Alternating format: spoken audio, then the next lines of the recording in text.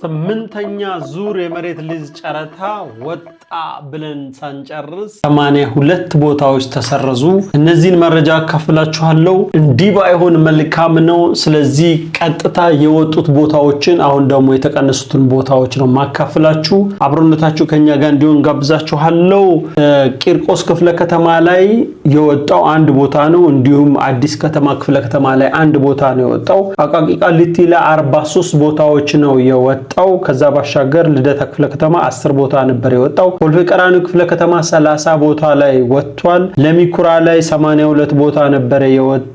የካ ላይ 15፣ ንፋስ ስልክ ላፍቶ ክፍለ ከተማ ላይ ደግሞ 22 ቦታዎች ቢወጡም በእነዚህ በ9 ክፍለ ከተማዎች የወጡ ቦታዎች አሁን 82 ስፍራዎች ከዛ ላይ ተሰርዘዋል።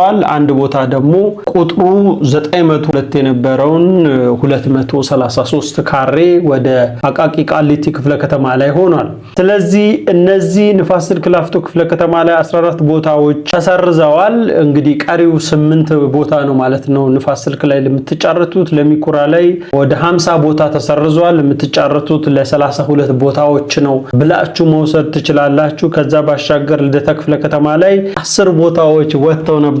10ም ቦታዎች ለጨረታ ተሰርዟል። ምንም ልደታ ክፍለ ከተማ ላይ ከ9 ክፍለ ከተማ ወደ 8 ክፍለ ከተማ ወርዷል ብላችሁ መያዝ ትችላላችሁ። የካ ክፍለ ከተማ ላይ ነው ኮልፌ ቀራኒዮ ክፍለ ከተማ ላይ 8 ቦታዎች ተሰርዘዋል። ስለዚህ 22 ቦታዎች ነው የምትጫረቱት። ስለዚህ ንፋስ ስልክ ላይ፣ ለሚኩራ ላይ፣ ልደታ ላይ፣ ኮልፌ ቀራኒዮ ላይ ተሰርዘዋል። አጠቃላይ 82 ነው። በፊት የወጡት 220 ቁራጭ መሬት ቢሆንም አሁን በጨረታ ላይ የምትጫረቱት ወደ 138 ቦታ ላይ ብቻ ነው። የበለጠ መረጃ ሀሳብ ካላችሁ በኮሜንት ላይ ታስቀምጡልናላችሁ።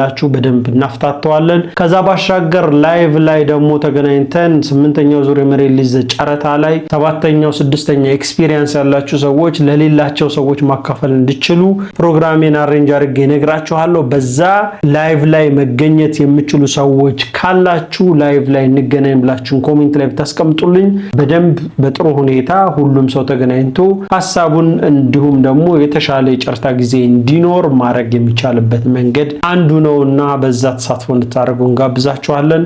ሰላም ይቀናችሁ።